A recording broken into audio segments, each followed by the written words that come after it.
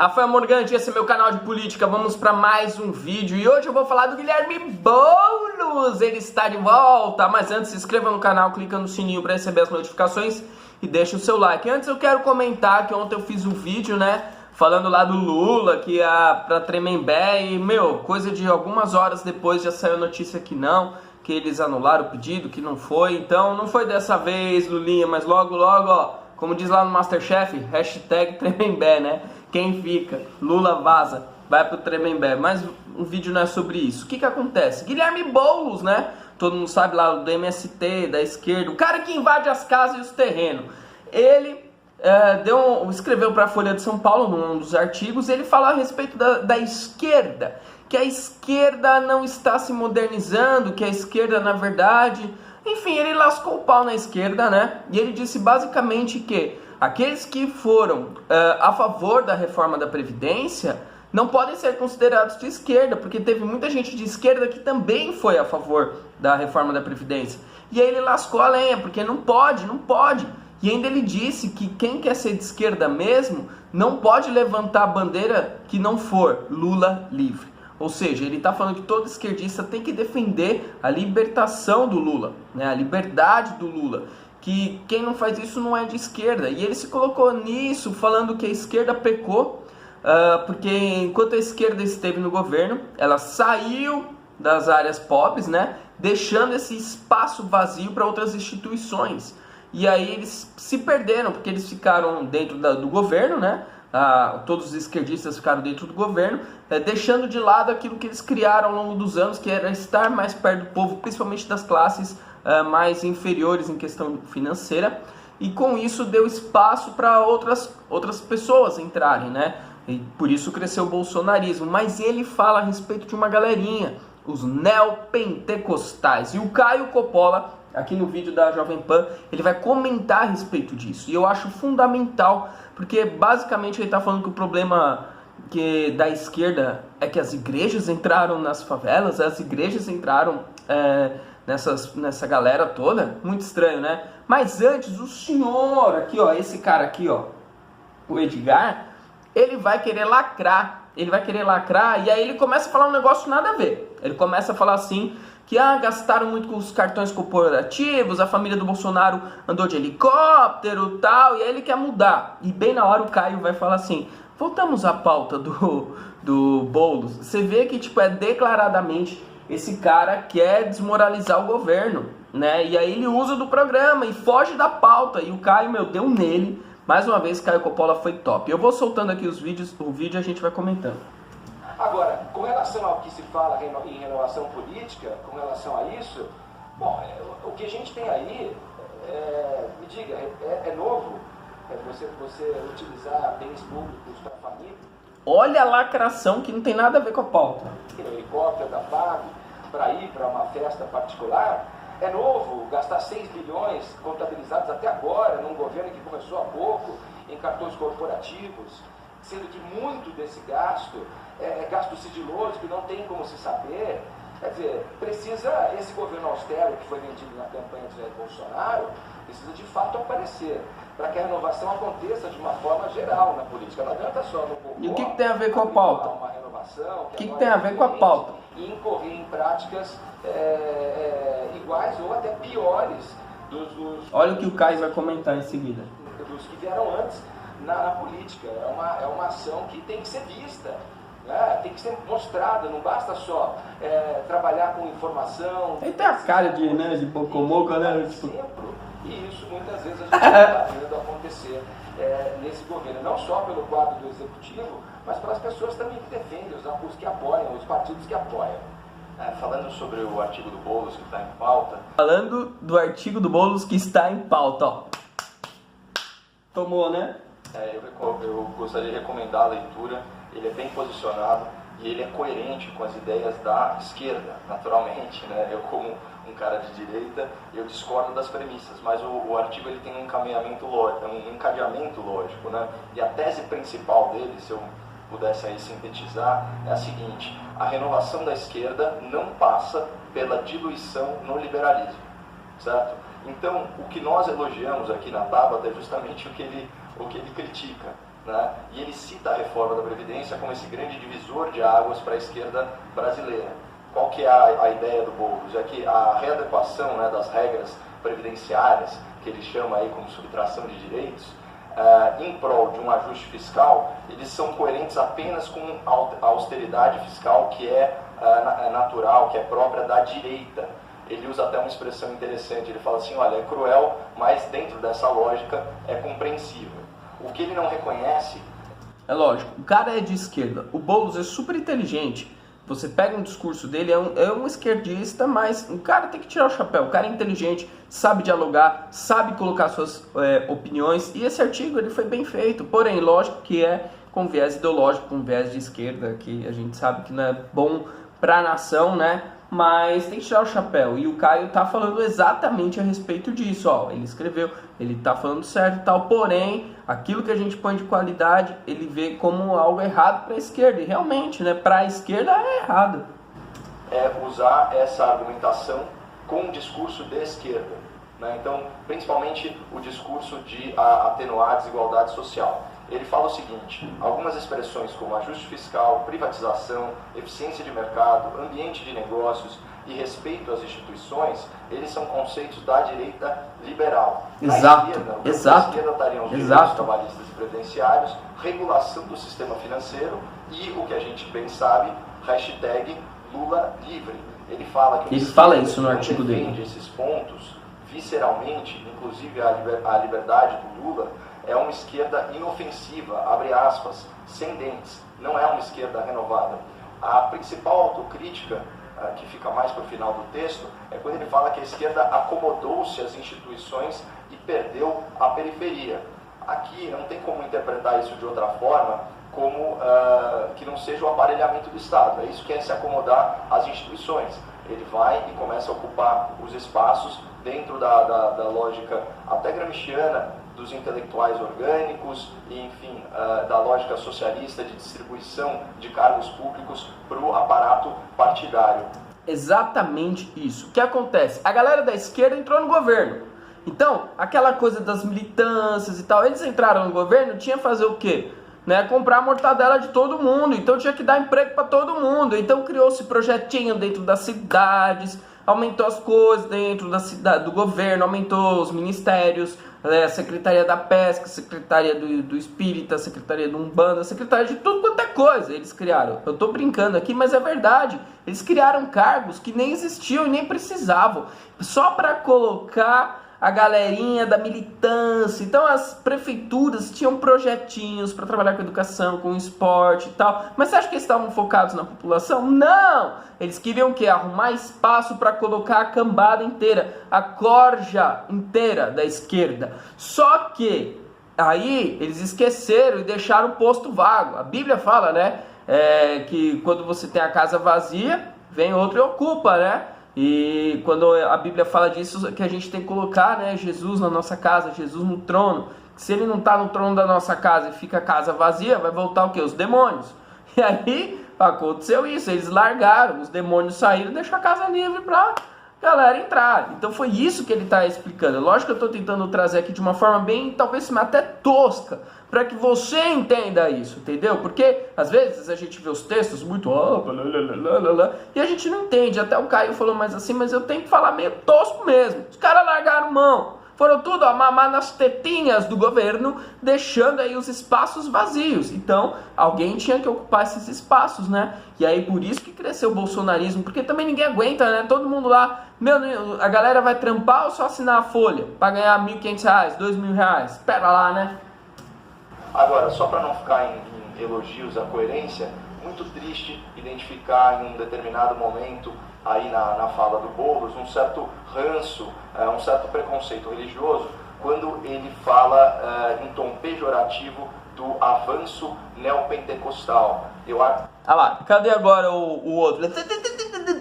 Do Fefito. Cadê? Porque as minorias LGBTs. Os LGBTs. Aí é preconceito, né? Agora, quando é preconceito religioso, não. Aí não é. Aí ele tá certo. Pelo amor de Deus. Olha o que o Caio fala. Acho que esse preconceito em relação ao público evangélico tinha que ser uma coisa já superada no debate público, e isso acaba empobrecendo a democracia, porque fica fomentando um desrespeito continuado a essa demografia, a esse credo, e são pessoas que são brasileiros e cidadãos como qualquer outro. Então, eu acho que de todo o texto, a única parte que realmente me incomodou foi esse tipo de linguagem. Em relação ao avanço dessas igrejas pentecostais, na sociedade não vejo problema nenhum.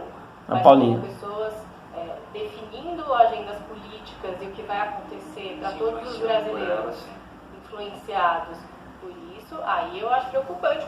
É preocupante as igrejas influenciarem as pessoas, é preocupante. É o último bastião que falta ser derrubado, é o do cristianismo. E os socialistas, eles tentam derrubar esse bastião. E aí, isso é no mundo, tá? Eu não tô falando só no Brasil, isso é no mundo. Não é o George Soros lá, todo mundo da galera que patrocina a esquerda, eles não conseguem derrubar o último bastião, que é o cristianismo.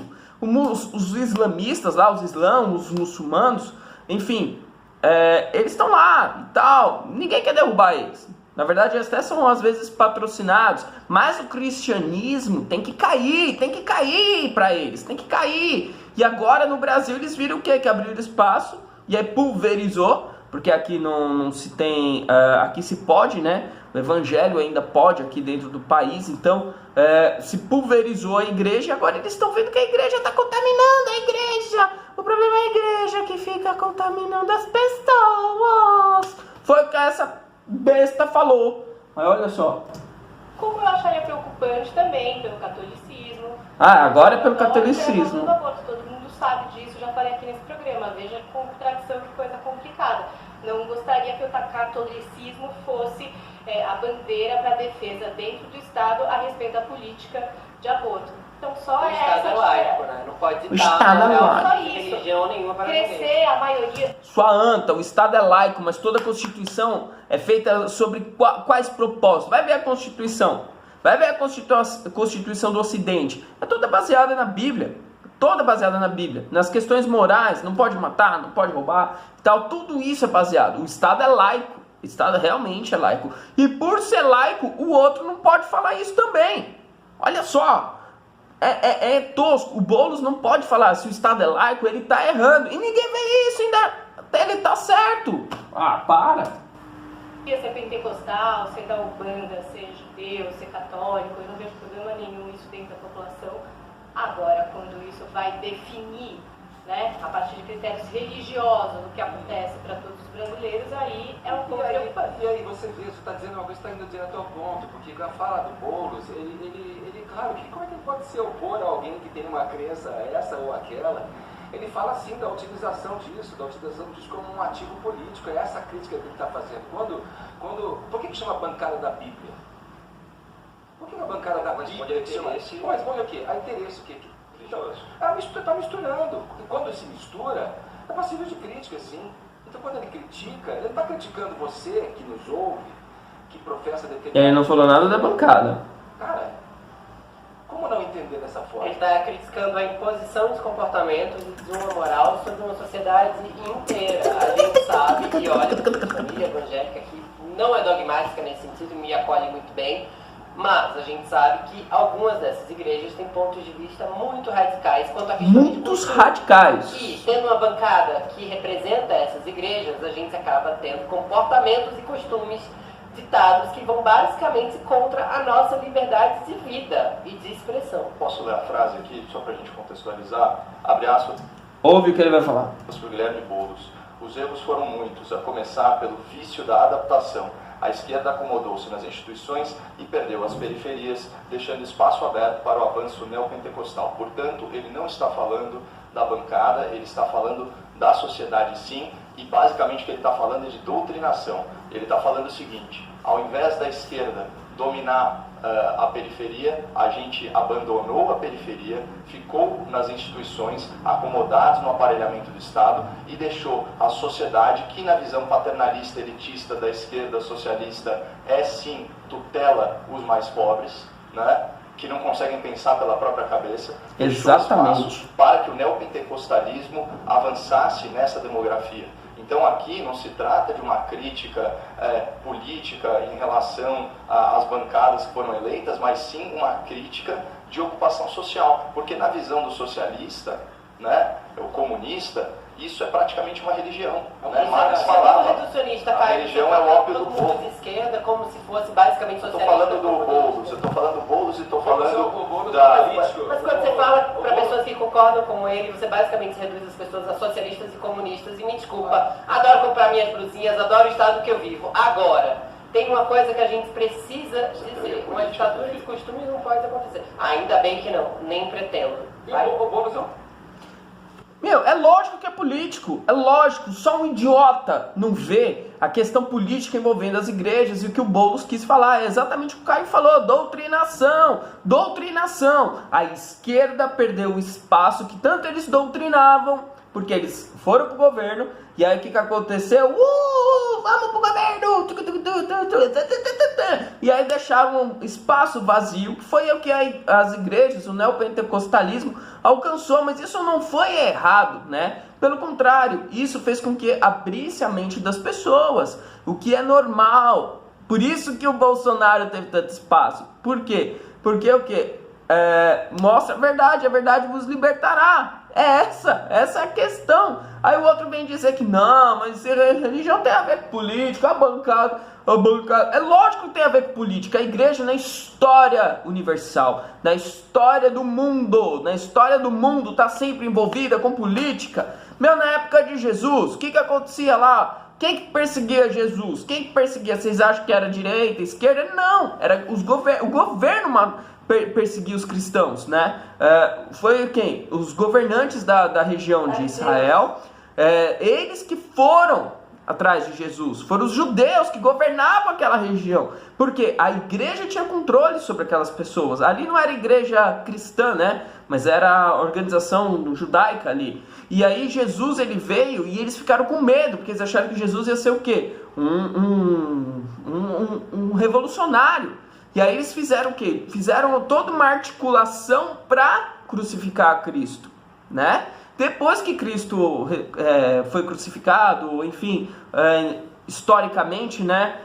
Depois dessa parte da crucifixão de Cristo, o que aconteceu? Os apóstolos, né, foram lá e espalharam o evangelho através de Roma, né, através daquela região. E aí o que aconteceu? Os governantes iam atrás deles. Por isso que contrataram Saulo de Tarso para fazer o quê? Você acha que ele ia lá e falar assim, hashtag eles não, ele ia para matar cristãos. Você acha que não é político isso? Nero fazia o que em Roma? Pegava os cristãos, enrolava lá nos postes, enchia de gasolina não, né? Enchia de combustível e metia fogo. Sabe quem iluminava Roma? Eram cristãos que eram postos como tochas humanas lá. E vai dizer que não é político? Não, é igreja.